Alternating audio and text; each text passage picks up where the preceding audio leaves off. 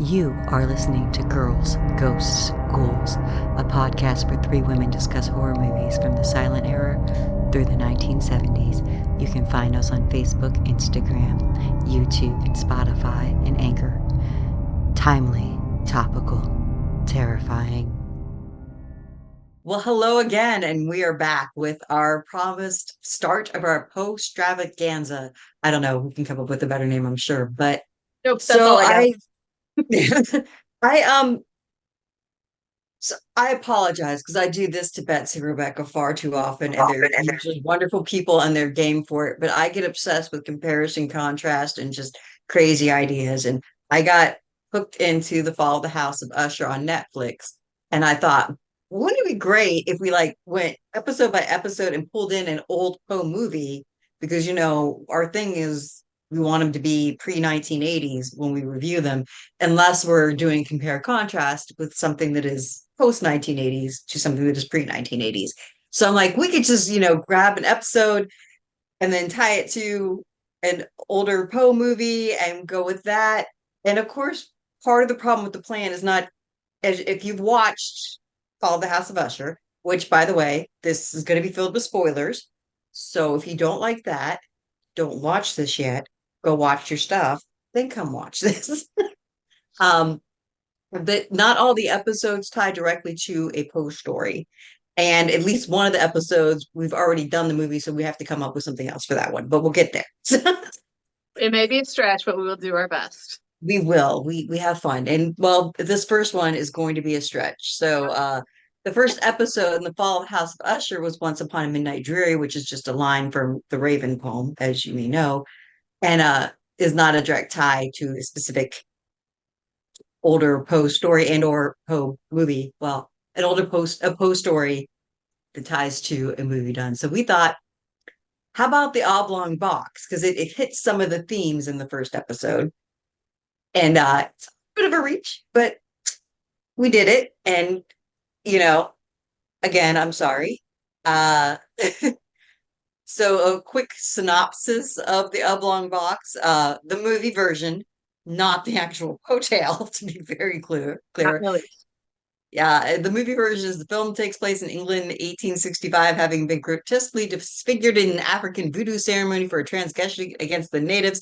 Sir Edward Markham is kept locked up in a room and occasionally escapes to wreak havoc on the town, is what the. But what this has is Vincent Price and Christopher Lee, and this was the first time they were ever in a movie together. And unlike Scream and Scream Again, even though like Scream and Scream Again, they interact very little.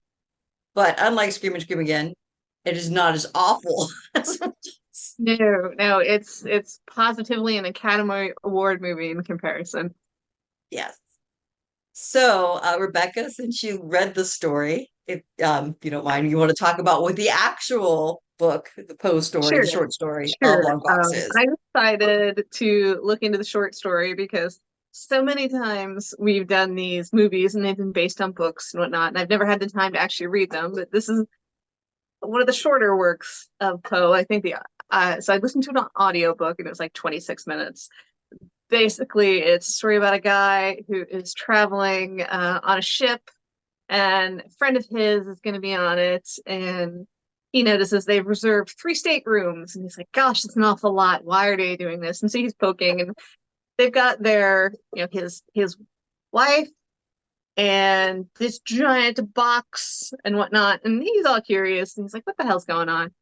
And on the boat, he's talking to the guy's wife, and he pretty much slams her down in his private thoughts because she's vulgar. And he didn't see what his friend saw in her because his friend is like, "She's beautiful, she's amazing." And the narrator's like, "Yeah, she's pretty plain, but and so it goes on to that. Eventually there is a storm and people have to abandon ship and they can't take anything. And this I think his friend is an artist. I can't remember. I think his friend is an artist, and he that friend refuses to leave without this box, and so he lashes himself to the box, and his friend, the friend lashes himself to the box, and of course drowns in the storm. et cetera, et cetera.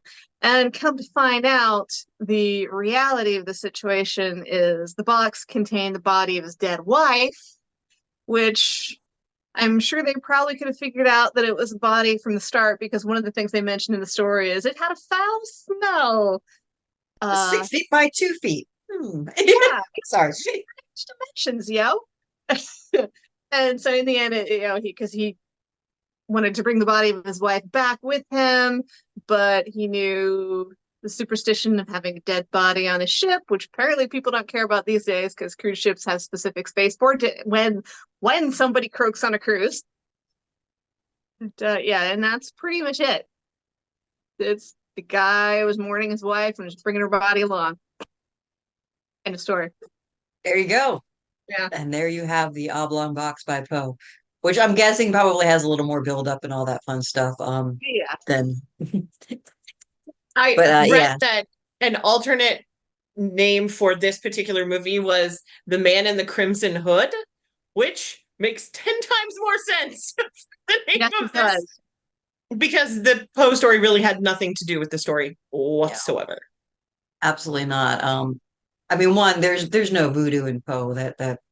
That's a 1960s, 70s kind of thing where they just wanted to throw really poorly represented voodoo in almost every cult movie, or horror movie that possibly existed. And if it wasn't going to be voodoo, it was going to be witchcraft.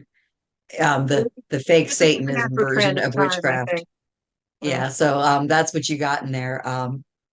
And I also think they were making an answer to the premature burial, which was, I think, a little more based on a Poe story, but which was one we were thinking of doing for this episode. We might visit later, but spoiler for me is one of the reasons why I switched to Oblong Boxes, because premature burial, the movie was tediously slow. So we might talk about that later, but right now we're going to focus on the much more fast-moving Oblong Box I was going to that say, has. at least the Oblong Box moved at a clip. It went. Yes. So, Yeah, I don't think it had pacing issues or anything. No, and it had Vincent Price being Vincent Price. So where it would be dull, you get his extra.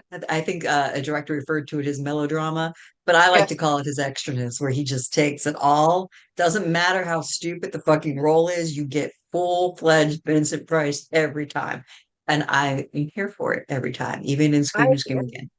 I would agree. He doesn't hold back in this one at all, and that is one of the things which makes the movie fun. Mhm. absolutely. In general, the acting was fine too. There was no really horrible moments, except for the kill scenes, which I think had more to do, as you pointed out, with the trying to avoid the R rating. But also, Yes. they're just some of the dying was bad. I thought Christopher Lee died excellently, which the Because twist he's from Scream and Christopher Scream. Lee. Yes, in Yeah. Scream and Scream again, you have Lee killing or causing the death of Vincent Price, and in Vincent this Price, one, and you in have this Price one, causing. Well, not causing, but witnessing the death, I guess. of Or Christopher Lee. directly causing, if you think about it, but yeah. So Yeah. yeah. Um, but yeah, our plot here, we had Edward Markham, who you just the beginning starts, of course, with the voodoo ritual, and I use that very loosely, and my apologies for the horrific appropriation that this movie I represents. was going to say, honestly, it's less of a voodoo ritual and more of like a beautiful African dance that then they sacrifice a white guy at. Which, okay, Fair. sacrificing which white guys? I can get behind that. Let's bring Fine that with that. back. Um, but yeah, and then the next thing you know, they're back home in England, and you're not really sure exactly what happened to the brother. You know that Vincent Price looked terrified. That his character's name is Julie, looked horrified at him, and is now keeping him in a locked room, and Pretty on his par for act, the Victorian times. yeah, and his acting as if Edward is not only something hideous about him, but is now mentally incapacitated as well, which really sure exactly. I mean, obviously, since he goes on murderous rampages later, there's some evidence to that, but I think that would be more in terms of resentment at being locked away revenge. than Yeah. the psychosis. But it Yeah, takes you a long time to see him, and then it kind of just looks like a bad representation of leprosy. Yeah. I Yeah, you told only Seth, get a glimpse at the very end. The first Go look at him, I was like, doesn't he kind of look like the pig people on that episode of The Twilight Zone when the one woman is ugly and she's like traditionally beautiful and everybody else kind of looks like a pig person? It kind of looked like that, only not once you got face on, but just that first glimpse of him, I was like, this This is was that very shattered. horrific. I could see that because they had flattened out his nose and there was like sort of Yes, I was something like, going on with the jaws. but here's the deal, not that horrific, honestly. Like, I I've mean, seen I worse. wouldn't cuddle up to it, don't get me wrong, but I can imagine worse shit. Because it was not that. It was more like not like Eh, you know. yeah, It wasn't Deadpool level. no. Or I don't know. I can think of ton times things that are worse looking than that guy, but I don't know. I don't know. Obviously, he had him locked away for a reason. So Yeah. I'll Well, and to be fair, trust it's the Vincent Price. I wouldn't. But but it is a Victorian era, so they locked. There's that whole gothic horror thing where you're mentally insane, you're a little different, you might be, have Down syndrome, you could have a clep, you're female. yeah, any of these reasons you could be like you have the wealthy family may hide the Yeah. shame it away, which is not hell, it could be obese. They would lock you up because you just don't look good to them and they don't want that associated with them. So I guess that would have been maybe also the point where even though it wasn't that horrific, it's something, upper class white guy at the time would be like, cannot be seen, put it away. But yeah, but let's give Edward, the disfigured brother, some credit because in the Velvet Mask, he got laid kind of frequently. He had Sally, the parlor maid, who just was like, "No, I'm not afraid. Let's do this." And you You know, can leave the mask on. I'm not afraid. I mean, it's a king. No king shame here. Go do you. You know. She But got then you have protected. the evil woman of the night and her Well, husband. she was looking for a customer. Yeah. Heidi. As long as Yeah, he wasn't Heidi. having body parts falling off, she would have not Well, it's cared. not even that. Heidi was just setting him up. She didn't give a damn. She was going to have sex with him and then blackmail him, which is what her stick was with her husband. I was So gonna say, which they did poorly. It's fine. Very yeah, they were poorly. very bad at it. It's just not a good con at all. And if you're going to do it in a house of that reputation, it's very bad for that house too. Like I'm surprised they would allow it because then it would get around that this person was doing that, and then nobody would go to that house and I was pay to gonna say get nobody him. would go there anymore. Yeah. So I call foul on that. But yeah, and just again, I know we've mentioned this and we've mentioned the reasons for it, but the worst fake blood I have seen in a long time. It almost looked like they just used like ketchup. I don't know what else to say. I mean, It honestly, Like was that poster paint we used in elementary school? yes, it looked like acrylic paint. It straight up looked like acrylic paint. And I'm like, there are ways to make acrylic paint look more like blood if that's what you need to use. They just didn't do any of those things. They used straight up red acrylic paint. And then when that guy spit it, I was just like, that had to taste like butt because I have licked Oh, my yeah, paintbrush and ugh. Sir, I'm definitely. so sorry that they made you put that in your mouth. not good. But where we were looking at the tie-in was the buried alive theme itself. So at some point, somehow, an attorney that works for the family, the Markham family, gets in touch with Edward. He's allowed a visit or something, and he starts plotting with Edward, I assume, for tons of money to help free him by faking his death and employing a priest to make a voodoo priest to make up a pill to get to him so he can seem to be dead and they can export him out. But this is a really bad plan on several reasons, and one being how it ended. Like they didn't have an exit strategy. They just planned that he would like, I don't know, pass out and be dead. And I guess they thought they'd be on hand at the moment to like be like, oh no, we got it, and take the body away. We're gonna swipe him um Or they thought from he'd be buried his sooner, laying state, maybe. I don't know. or Like it was really not a good plan or because before, yeah, or just before the coffin was buried, where does everybody leave and then the coffin's buried, and so they were gonna take him then. during the wake, maybe. Yeah, it's, I I think maybe they honestly, were thinking during the wake. That's my well, guess. I think the thought Or after the wake, just originally after. was that he was going to be present when he took it. So he would collapse and then go with him wherever they took him to try and fix him, I think. Because he said, I'll be back in 2 days, but then he gets fired that same day. So he can't come back in 2 days. Instead, they shoot the pill into the window. still would be rethinking the plan. I don't know. It's very confusing to me. I'm sorry. I Yeah, don't know I what still the don't, thought I was. don't 100%, but that was kind of my thought, was that originally the lawyer was supposed to be on hand when this happened. But then he gets fired, and so he's not part of any of the planning anymore. So he gets cut out and he But he can't help. calls. Did I must have missed. I watched this movie twice, I promise, but I think I must have missed where he got fired because I remember him being called back or him being there for Vincent Price to say, I need you to get me another body so we can pose it as my brother's without the disfigurement. And then he brought up the whole, you've been scamming for me. If you don't do this, I'm gonna Yeah, throw the Oh, book at you. maybe So, maybe that was later. yeah, Okay. because I didn't catch anybody getting fired. I knew he got caught for scamming, but but that was Well, after because the he death. straight up told him he wasn't going to be able to see him anymore. That's where I was like, oh, okay, so Okay, he's the not going scene to be able to anymore. I deliver. think he said that Edward, I remember that. He said that Edward can't have any visits anymore because it was too upsetting. Because right after he left, the lawyer left Edward threw a tantrum. Well, And he did it Julian while the was like, lawyer was still there, and he's like, you can never see him again, whatever. And that's when I thought that the plan went a little awry, but the well, lawyer yeah, just probably didn't did. care. But I don't think he was fired at that point. But okay, that's why I was getting confused. yeah. Sorry, brain. I wonder Yeah. Doesn't if put they things together so plan easily. to when the body is put or when the coffin is put in the Well, maybe like I bury thought him. that too, but then they didn't actually do that. So why would they still not do? You know what I mean? They made it seem like a problem that he was already in the coffin. So I'm guessing that they really thought that they would lay him out for the wake, and then I guess they thought maybe they'd sneak in after the wake or something, or I don't know. Maybe, I who it, knows? they never really make that very clear on exactly what the plan was, other than part one, which is take the pill to fake your death, and then all went to hell Well, because Hmm. then you get your Poe element of the premature burial, where like, as soon as that Julian and the butler find out the dude is dead, they or think he's dead because they don't know the plan, obviously. They're the ones keeping him in captivity. They throw him in a coffin, nail him in, and get the lawyer to go find another body to that's not disfigured to portray as the dead brother so he can lay in state still. Because, appearances must be maintained. And then they bury him, and then grave robbers come by. So poor Edward's buried alive and apparently unconscious that whole time too, I think, which is probably a blessing because you don't really want to be awake and trying to get out that coffin and There you slowly go. suffocate.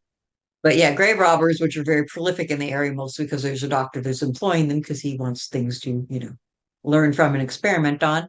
Um, Not only dig up Edward's body, but also kill the man that was guarding it because it seemed like he had to watch the person there, and they kill him with a shovel and, give the doctor a bonus body. And oh, to be clear, so the body that the lawyer procures to take the place of Edward during the wake is a landlord of an inn where they're, well, a house kind of ill repute House of ill inn. repute. Yeah, that they were boarding the voodoo priest in who was creating the pill. So they kill the landlord, bring bring that body to Vincent Price last Julian to be set up as the wonderful, wake body of Edward, and then take Pretty the body good. away and throw it in a river. You know, if this if Sir Julian was from this village, the family that was high muckety muck in this village, would somebody not have realized doesn't really look like him? I think it's supposed to be.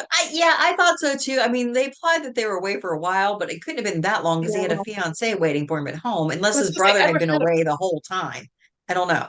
You know, it was very odd. And the whole thing comes out that the reason why Edward was subject to this voodoo ritual was because a child had been run down and trampled by the horse of a Markham, and they assumed or did not care. They just grabbed a Markham and they perpetrated their revenge on him, which I feel is very apt. If you're going to run over a small child with a horse, you deserve to have yourself nailed to some wood and your body disfigured. That's if you're going to run over anybody with a horse who's not attacking you. Let me put it that way.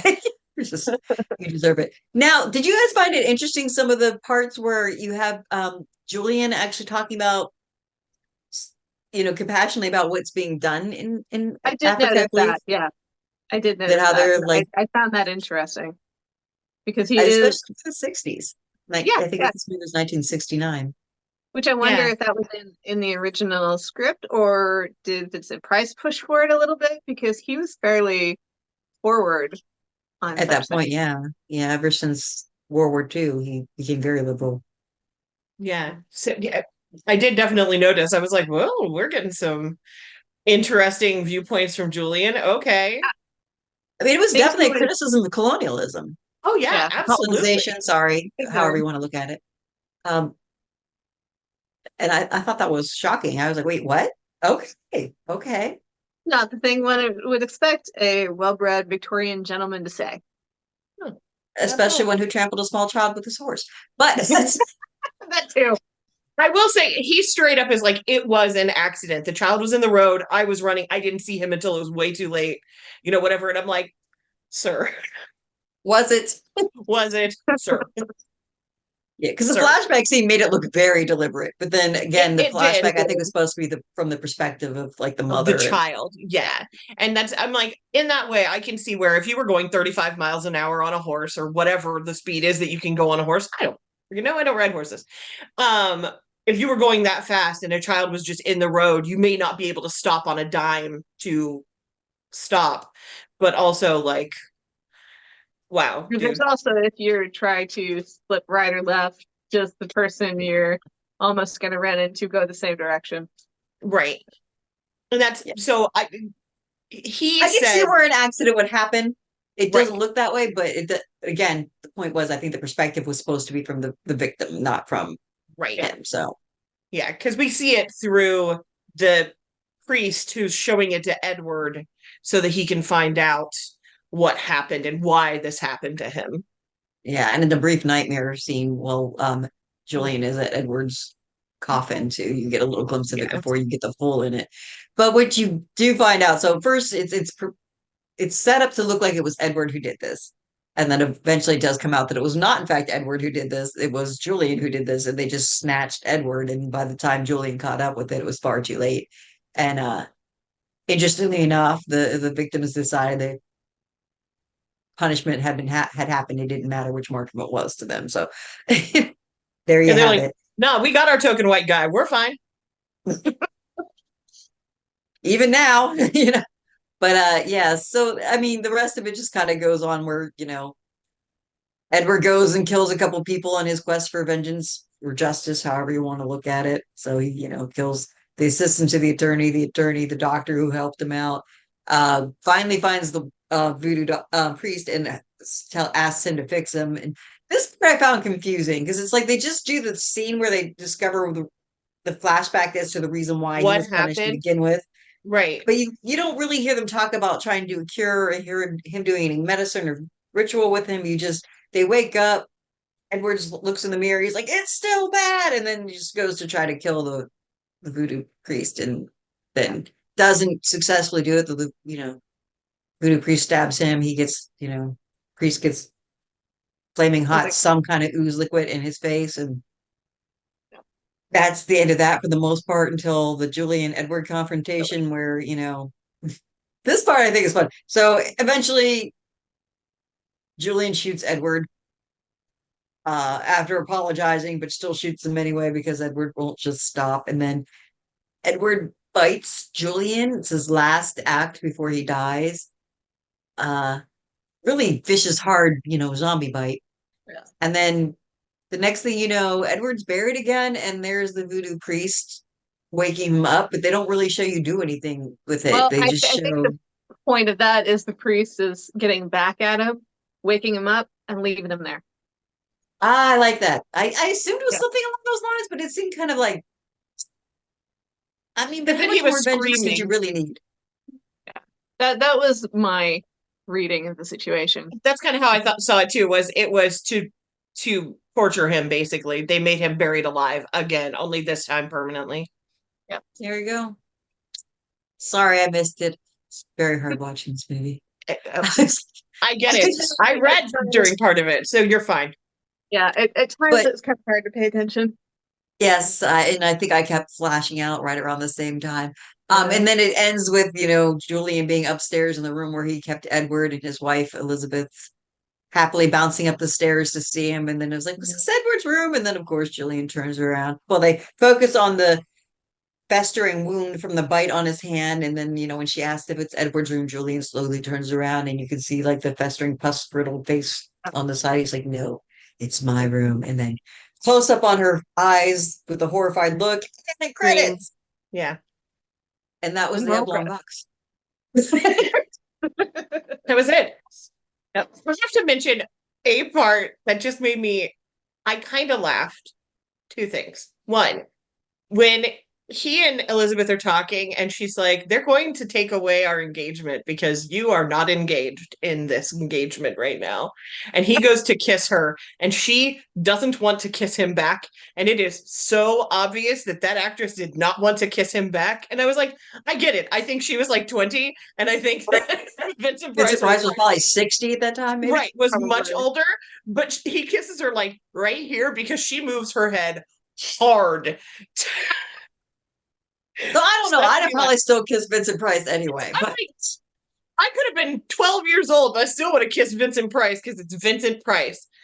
How often do you get to do that? Not the point. Number two, we laughed so hard about him grabbing that gun. And I'm like, wait, is that gun just loaded right there? And he goes, yeah, that's his brother shooting gun. So we had a whole conversation about the different guns in his house. That's my bird shooting gun. That's my elephant shooting gun. And that is my brother shooting gun that I keep ready every time I need to shoot my brother. We know it's going to happen. I mean, given the situation, if the brother was chained and locked in a room, there was a good chance he was going to have to shoot his brother. So it may be a gun he kept loaded just shooting. A brother. You're probably shooting. absolutely correct. I wanted to have kept it on hand. But we laughed really hard. And it's just like, why didn't you shoot him in the head? And I was like, that's a great question. Yeah. Because then you couldn't have the wake. Oh, wait. No, that was something. We already did the wake. That's fine. But yeah, so movie was fine. Not good. Not the worst No. one we've seen yet. It's I watchable. enjoyed It's I entertaining. enjoyed the 1960s take on Victorian fashion. I enjoyed that there was a little person hooker. I thought that was hilarious. I don't know why I thought it was so funny, but I'm like, wow, they really tried to have some variety in a white way in the, bordello. Whites. They Yeah. had a small white. They had an old white. They had brunettes, they had blondes, they had Blondes? whites with accents. They had an almost not white because I think she was supposed to look like she was Latina with the Yeah. skirt dancing, but she Something. was white. She was either supposed to be Hispanic or a Romani. That Possibly was as what well. I thought. Yeah, good call Yeah. out there. But so there was that. Overall, I think the movie, I agree with your assessment, Betsy. It was just fine. It was fun. We- Not the it funnest. had a great positive reception when it came out, and it made a decent amount of money from what I understand. When unfortunately it was then which led the studio to do such future gems as Scream and Scream Again. And in So that way, it's the worst movie that's ever existed. Yeah. bingo. I'm guessing they thought that maybe Vincent Price could carry another movie that was almost plotless, but they only gave him like 10 minutes of screen time. And although Vincent Price is amazing, as is Christopher Lee, there's only so much they can do for a 2 hour long movie if they each only have about 10 minutes piece. Yes. Right. Yes. That was the. I also have to just straight up say that for being men in like older when this movie was filmed, which is crazy to say considering how long Christopher Lee lived, but both of them looked great in this. It Yeah. was eye candy. I was like, okay, all right, I'm gonna watch. He looked a little bit better. That's just personal opinion. Yeah. Yeah, Lee did look a little better. He did. He looked like thin and spry, and I liked his haircut for whatever reason. I can't explain. She was enjoying the thought it looked great. sideburns. I did. I enjoyed the sideburns. I can't. I don't know. I just liked it. I was Some actually old just man eye candy. watching Like that. City of the Dead earlier as well. So yeah. Yeah. So why we chose this one, very tenuous. So let's move on to The Fall of the House of Usher, Once Upon a Midnight Dreary. So episode 1, which So I love this series. I think I did they too. they honor Poe in an We've, amazing way. I still have only seen the first episode, Oh, I'm not so spoiling beyond that. We're only talking I about the won't. first episode. We're just no, going to talk about I'm just the giving you But a second jump heads one. up. on it, Rebecca. Come on, jump on it. Yeah, I No, know. Slacker, leave me alone. what else are But you doing in time? saying that it's just a great series Yeah. altogether. I like what they do with it. I like how this first episode seeds a lot of what we're going to see going forward, but doesn't spoil anything. Um, But but if you you, watch it retroactively after you watch the whole thing, you're like, oh, I see what they did there. um, but it's a great first episode because it really pulls you in because you're like, okay, what is happening with these It's people? very atmospheric. Hmm. It's very atmospheric. They really nail like creepy tense. Oh, absolutely. Absolutely. But um, but in it, so you get introduced to your main character, Roderick Roderick Usher. Usher, Mm-hmm. and his main nemesis. And I keep mispronouncing his name, but it's Dupin, Dupin, Dupin. You think Topin. It's Dupin? French. Yeah, it's Topin. It's Dupin. just French. Yeah, I just remember August. It's August. Yeah. It's August, yeah. And Yeah. oh God, that actor, he's so good. He's Um, so good. what is his name? It's killing me. I know it, and I had it, and now I'm like dying because I can't find it. I'm gonna find it in a second. Yeah, that's the young one, Carl Lumbly. Hmm. Yes. That is the actor that plays Auguste Dupin. And the current version of him, there's another actor later on that plays him as youth, but that's a whole other thing. Um, but yeah, he is just phenomenal. He just expressive as hell. Really, he votes so well in his face. Like he could say a very straight monotone word, but the rest of the impact is all just in his facial expression.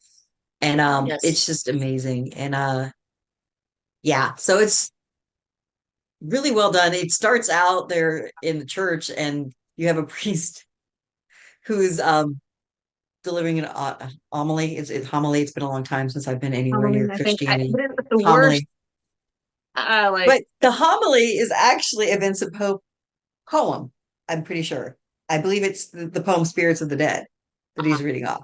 that would explain You're why correct. it's so So odd. yeah, it is, it's why the rhyming scheme is there and everything. I'm like, I think this is a Poe poem, which is fun to say. Poe Oh, poem. okay. Wait, no. The sermon delivered by the preacher is a passage from Poe's short story, The Imp of the Perverse. Oh, sorry, I had it wrong. I thought it was Spirits of the Dead, but the Imp of the Perverse. My bad. There you go. But I was right. It was Poe. It's definitely Yeah, Poe. Definitely Poe. you hit on the You know, important point, Jenny. Corey, it's Poe. It's a Poe poem. Well, Poe story. Anyway, Anyway, so yeah, you get to introduce to Roderick Usher. He's at the funeral. They, jump a little. It jumps in time a lot back and forth, but it's done well. You don't have Yes. to guess when they're in the present and when they're past. It's very clear. They did a wonderful job of the set dressing and the costuming. So like you're very aware when you're in the late 70s, early 80s, or it's very clear. And you get introduced to the rest of the family through this start story, and it's just amazingly well done. But you get it through Roderick Usher is decided to give his confession. So it comes out that he's lost all his kids. They don't really, go into it that much. Well, Except they that don't go all of into his the first children have episode. died. Yeah. Yes. And they give you little flashes of their corpses, spirits, as And foreshadowing. also little glimpses of the headline for Mhm. every single death. yeah, like Yeah. something dies in horrible accident. Blah, blah, Yes, blah. horrible accident, horrible tragedy, tragedy, sure, tragedy, horrible tragedy. I can say words. Um, and yeah, it goes through, and all of them are like horrible accident, horrible tragedy. And you're like, oh, okay, something has happened. Yep. So he lures August to his childhood home and is sitting there in his PJs with rather expensive alcohol, and just starts telling his life story, where you get introduced to Roderick and his twin sister Madeline and their mother, who hated his mother. What did you think of his mother? She was a little She's twisted, in my fucking opinion. sick. She's a religious lunatic. Yeah, that's Yeah, probably why I didn't like it. And yeah, their father, who was even worse. That's- yeah. Yeah. So, and like you get introduced to the fact that Roderick and Madeline are twins, and that Madeline is the dominant badass. I loved Madeline. Whatever you end up thinking about her, throughout it, I still love her. She is a fucking powerhouse, and even when she's a child, she's like, "Fuck you." She's ruthless from day one. Hmm. Oh, absolutely. Oh. And obviously single-minded as well. Like she's like, I will do whatever is best for us, whatever that means. Like, Hmm. and I appreciate that about her.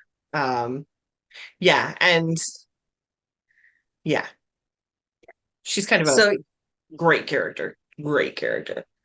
yeah, they set up the whole line. So their mother was a secretary at Fortunato Drug Company. And correct me if I'm missing some details because and of course, there's all these little odes to Poe stories throughout the Yeah. whole thing. Yeah. If you're gonna So, follow this series, brush up on your Poe. Because I think mhm, Yeah, you'll get a lot more out of it then. yeah. yeah. Because there's tiny little things, even just names Mhm. are scattered in. The lawyer's name is Pym, and that's a lawyer from a story by Edgar Allan Poe, and they call Played by him Mark Hamill, and he does a played by phenomenal Mark job. I have Hamill. to throw that in there. He's Wonderful job. amazing. Amazing.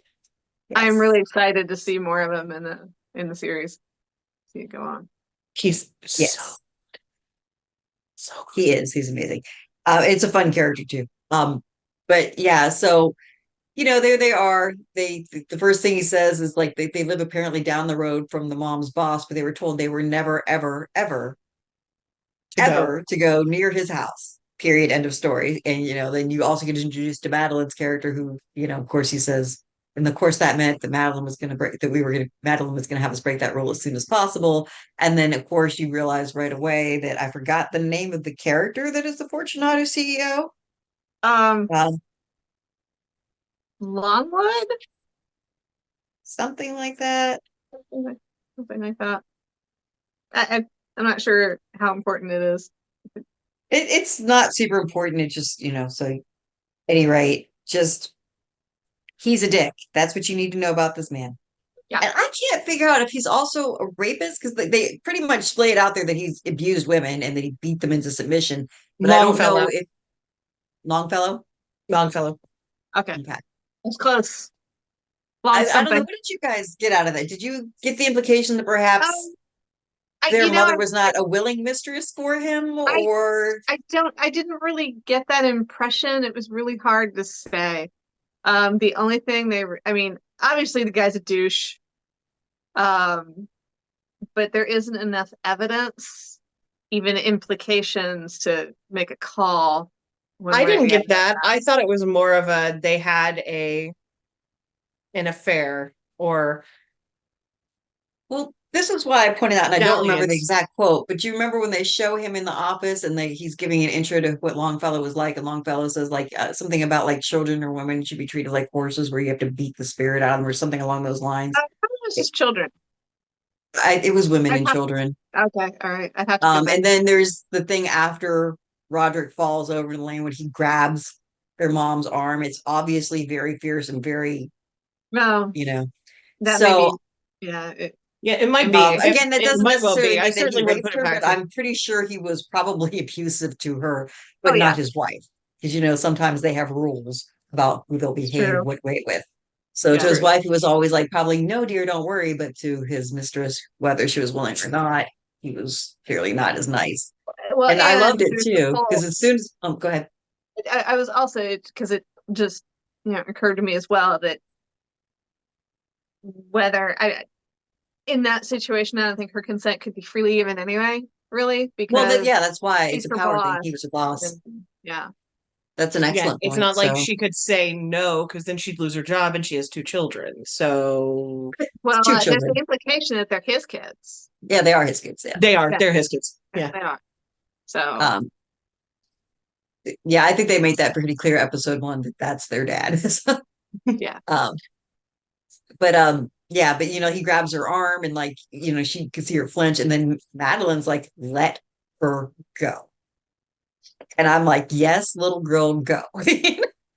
Which is interesting because like it goes back to her being a powerhouse from the start. So here's this little kid already breaking the rules, already standing it from mom to a powerful guy, you know. It's just I thought it was impressive with that character development right there. Like you just get all that from one scene, you know. But press ahead, apparently the mom has some kind of unknown fatal disease, I assume cancer. Would That be was my my assumption as well. but we'll not see any doctors is very creepy religious in the sense where like, you know, anytime that kid get hurt or anything, they're like, she's like, suffering is like a kiss from Jesus. I'm like, "Oh, okay. The Mm." fuck, lady? You know, and Jesus didn't use medicine to heal people. I'm like, but, okay. All right, got it. Just you pray to Jesus and he'll cure your cancer. And if that works for you, good. Okay. It's not good science though. It is Very not. much. But meanwhile, the mom dies, and the kids are like, well, mom doesn't want any of this stuff to happen to her. So if we call the cops, they're going to do, you know, an autopsy and embalm her. And, you know, so they decide to knock down their shed and repurpose it into a coffin and bury her in a very shallow grave in the yard. And However, here's As where you you do. have your, and it turns out they buried her alive. like you do when you That's don't our get link to confirmation Oblong from a Box for doctor. you. And she digs her way out of the grave and first tries to strangle her son, and then like they you know bring her back to herself in a manner of speaking. So she realizes she doesn't want to kill her children, and then she proceeds up the road and kills their father.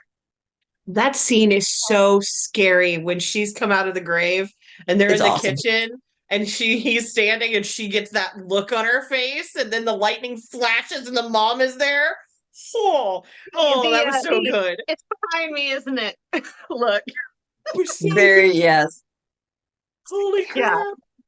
It's Yeah. there. But This is yeah, a really well done series. Really well done. yeah, But excellent yeah, acting, excellent scene. The only thing I have in this is a weird quirk. She has random injuries that don't make sense. Some make sense, but there's like this Mhm. gash on her face, and I'm like, was it maybe from the Maybe wood? I from guess. I don't know. escaping. Yeah. I I was gonna overthink say that things. was Wow. my thing was that it came from her like busting out of the Busting out ground somehow, yeah. Like somehow. I the mangled fingers and stuff totally made sense because she's Right. clawing her way out. Uh, that Wednesday's because like 3 times today the snail got bent back to the bed, and Ugh. before I cut it off. I was You're like like, enough of that shit. yeah, because I rewatched the episode and I'm like, ow, ow, you know, my fingertips are just crawling inward. Meanwhile, while all that's going on, you also get the overarching story of the trial, right? So August has is very clear. He's the for the state. Can't think of it. The plaintiff, the I can't Attorney, remember. Not the defendant, but the prosecuting attorney. thank you. There we go. That's what I was going for. Prosecuting. I don't know why the word prosecuting escaped me, but there you have it. And it's very clear that he's been after them for a long time.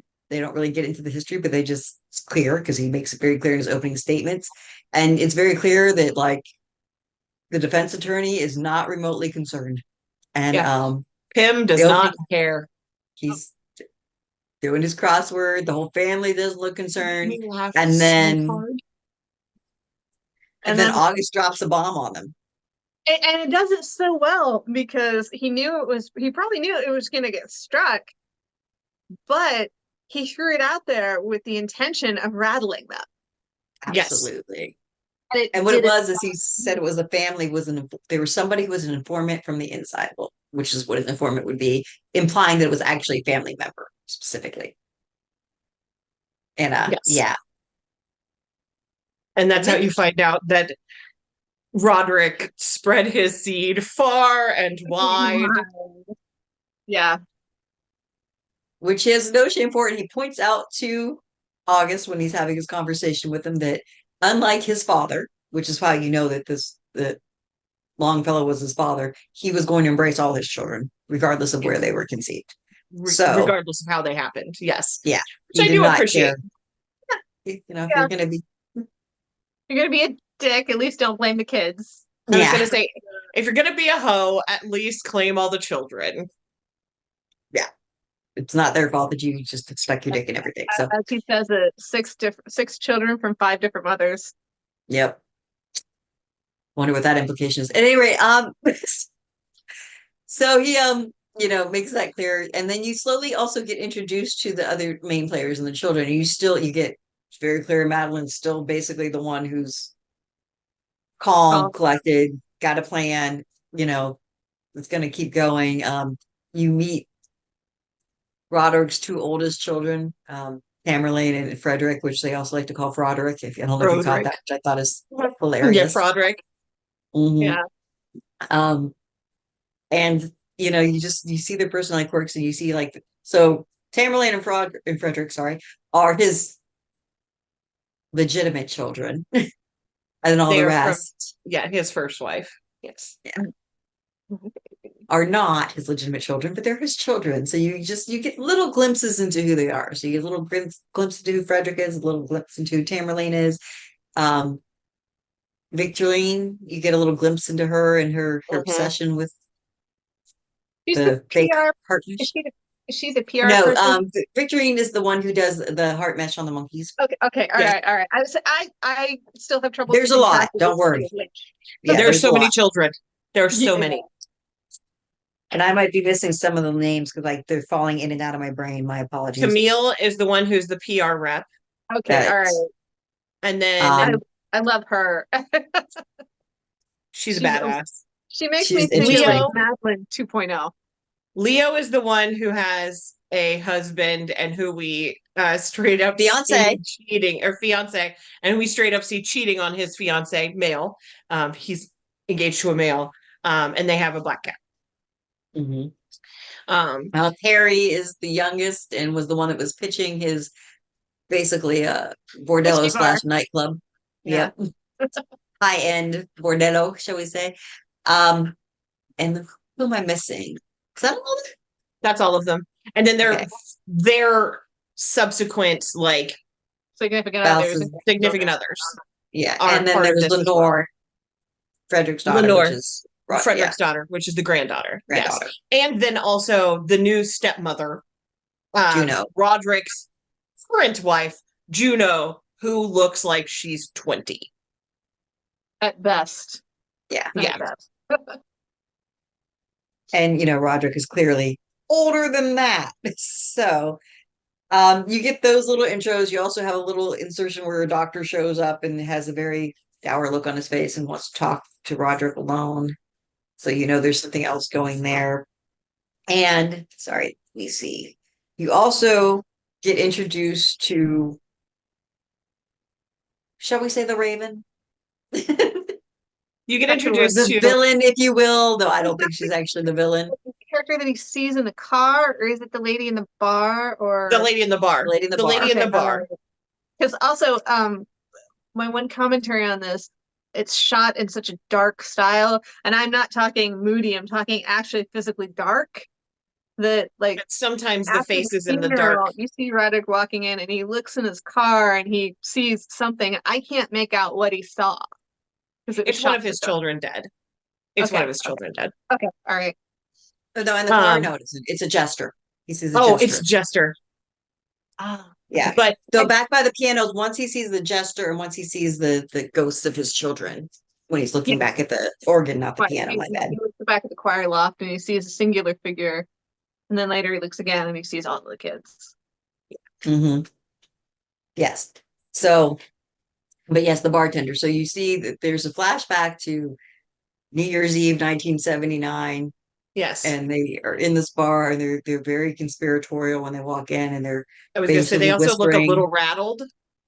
And they're basically, you can hear from the conversation, they're basically talking about setting up an alibi. It's very clear that that's what they're doing. And you have this gorgeous woman, Betsy. Do you know the actress's name? It's driving me Carla nuts. Gugino. Thank you. Mm-hmm. Yeah. And in this scene, the bartender's name is Verna. And you just very strong character from the start too. She's interesting. She clearly has insight to what's going on in the sense where she's noticing things about them. Yeah. And she sees more than what they're putting off, honestly. Like, she's an interesting character. And what is it she says about, what a resolution is? Or something like, is it a bargain you make with the future? I think she Yeah, it's says. a bargain Yeah. you make with your future self. Hmm. So I thought that was an interesting perspective as well. And then basically it ends with poor Roderick passing out after seeing the gesture in the car and some blood coming out his nose, and Madeline again right there taking charge, telling Pym, do this, do this, do this, do this, and boom, and he runs off and does it. And then you have your cliffhanger till episode 2. And I But have to say, they did a lot of great casting. The Mark Hamill, obviously. oh god, yeah. And the Um guy who's playing Roderick, Bruce Greenwood. I just looked it up because okay. I couldn't remember his name Yes. either. And Uh, it's really interesting because he was not original cast. oh, okay. They originally cast Franklin Langella, and Frank harassed some of the cast members to the point where they fired him and brought Bruce in later, and he had to add scenes in that had already been shot. So they had to go back and do reshoots to bring him in. But I think he did such a good job considering he was not the original cast. And he had to kind of just blend in and just jump straight in with much less time than everybody else had to He's a adjust great to guy a for it. role. He was the Admiral in the Star Trek reboot. Yes. I've seen him in a host of other things. This cast is craved. Like, it's a great cast. All of them, a lot of them do stuff with the director. What is his name? Mike Flanagan. A lot of them do stuff with Mike Flanagan. So if you watched um Hill House, or if you watched what was the other one? Haunting of Bly Manor. Yes, Haunting of Bly Yes. Manor. A lot of the cast is similar. The person who plays Leo was the person who was the helper at Bly Manor. Um, what is his name? He is so cute. Hold, please. Raoul Coley. Yes. Oh, that he is so good looking. Yes. A lovely looking man. And he's also a dork, which I love. He plays Warhammer. I'm fine. Anything's fine. Right. But Yeah, yeah, I mean, really. this cast is just so good. Um, the woman who plays Madeline, older Madeline, is amazing. The girl who plays middle-aged Madeline is amazing. And the girl who plays very young Madeline is amazing. There are like 16 Madelines, and all of them are good. Yeah. And they all The look like the same person. the current day Madeline is Mary McDonnell. Yeah, she's The young great. Madeline, it's the one in the 70s slash 80s. That's Willa Fitzgerald.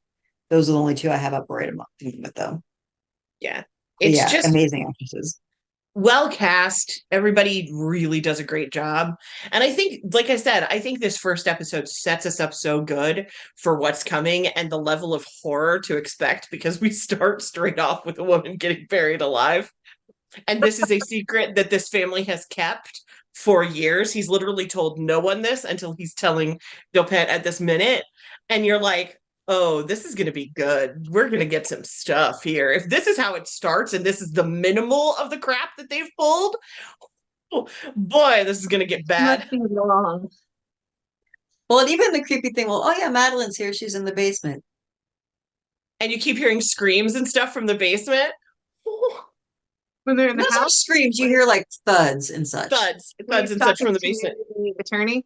Yeah, Yes. when he's talking Okay, to I'm gonna Dopet. have to go back and listen because I didn't catch that part. Yeah, there's all kinds of weird noises happening in the house. House that looks otherwise abandoned.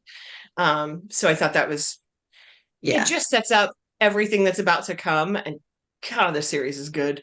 I'm excited to rewatch all of it because I did binge it in a day, which is not healthy, but I did. I And then I admire had your to restraint, watch- Rebecca, honestly, because the same thing happened. I watched one episode. I'm like, I'll just watch one more. Just more. Just Yeah. more. Yeah. just I may finish go it. watch 2 later tonight, but see. Oh, it's so good. Yeah, Yeah. this is just such a good series.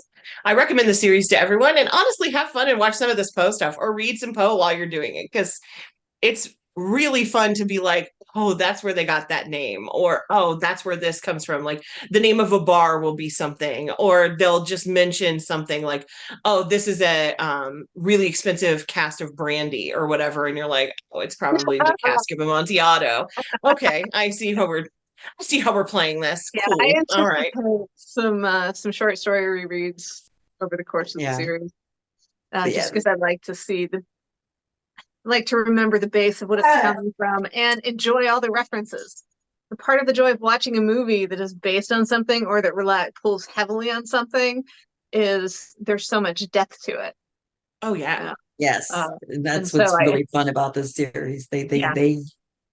One, they keep you engaged. It's a new, fresh spin on it in so many levels. And two, they keep it also true to the source in a lot of ways as well. Apparently, Chonk does not agree. I apologize. He has his own two, opinions. I think the more the depth you get, it's more entertaining because there's so much there, and you're like, oh, there's that thing. Oh, there's that thing. And you realize the episode or movie or whatever it is just jam-packed with Easter eggs. Oh yeah. And this one, honestly, I watched it through and caught a lot. Because I'm a big Poe fan, so I was catching things left and right. And then I went to IMDb where people were catching more of them, and I was like, shit, I even missed that.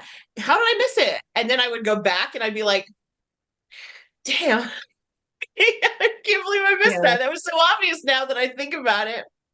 So there's a lot. There's a lot of Easter eggs. It's fun. Definitely. That's how I felt when I watched utterly different current horror movie, Midsummer, is because the more you knew about runes and Scandinavian magic and whatnot, you're like, oh shit, oh my god, they did that, hey, there's a hint, there were hints all over the place. And I feel like this series is gonna be like that.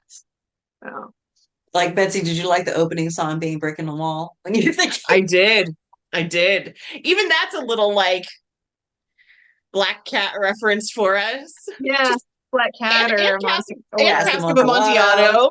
Yeah. Telltale I Heart. like to brick people into things. It was just funny. I was like, oh, I see what you did there too. While we're doing all this Poextravaganza, I found a book that I'm going to pick up. That's literally a guy went through the biggest mystery of Poe's life, which is what the hell happened to Edgar Allan Poe. Yeah, and he goes through the most likely scenarios. So I found this book, so I'm going to bring it in and try to, hopefully by the end of this, I'll have some really fun information and I'll remember what the title is so that I can tell you guys and who the author is. But once I figure that out, but I just saw it at the author on that one because it was at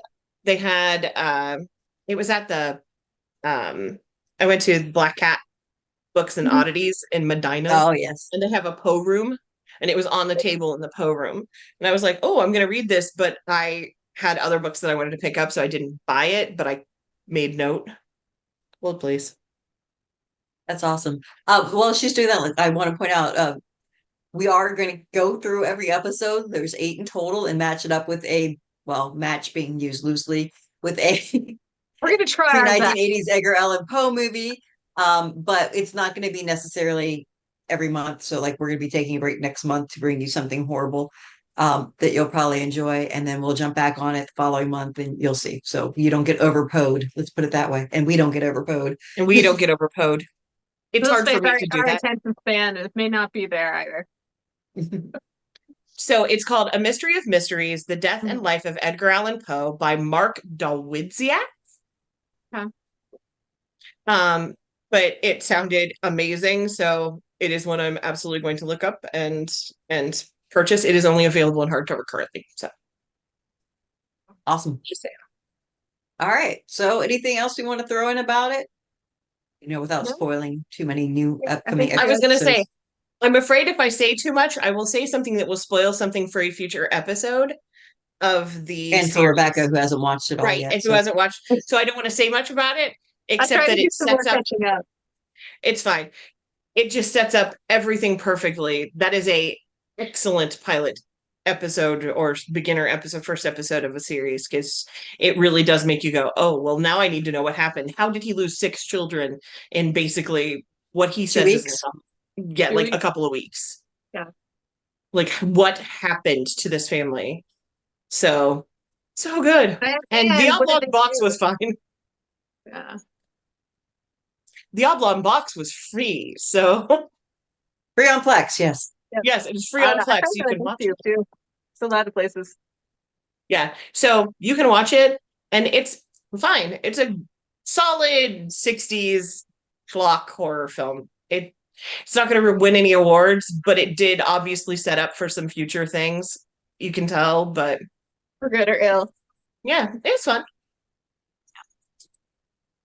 Rebecca, That's you it. had some comments you wanted to make.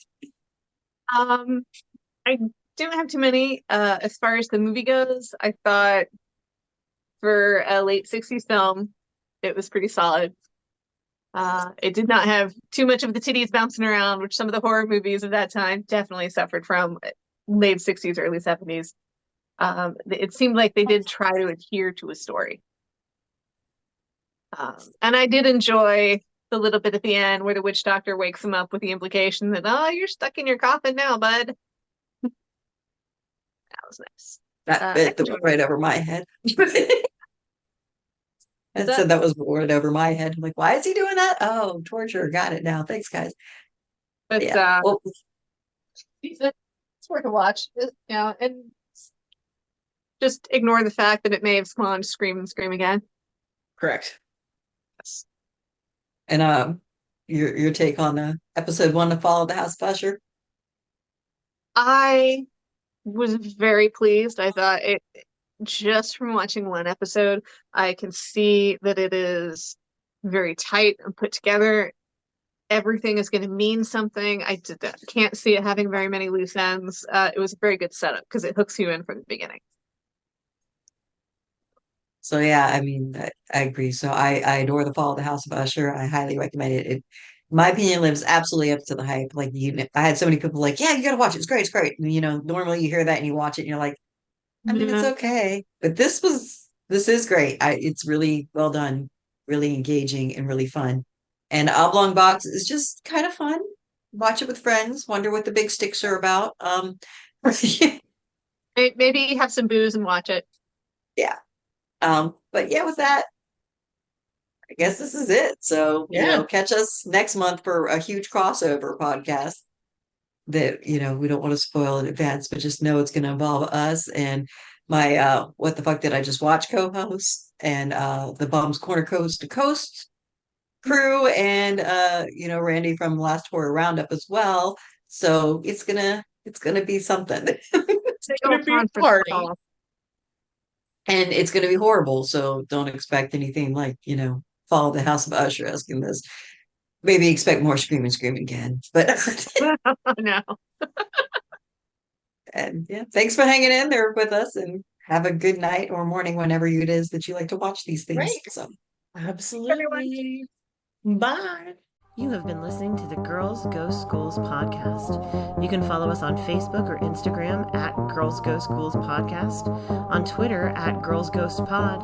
Like and subscribe to our YouTube channel, Girls Go Schools podcast, and find our podcast on your favorite podcatcher.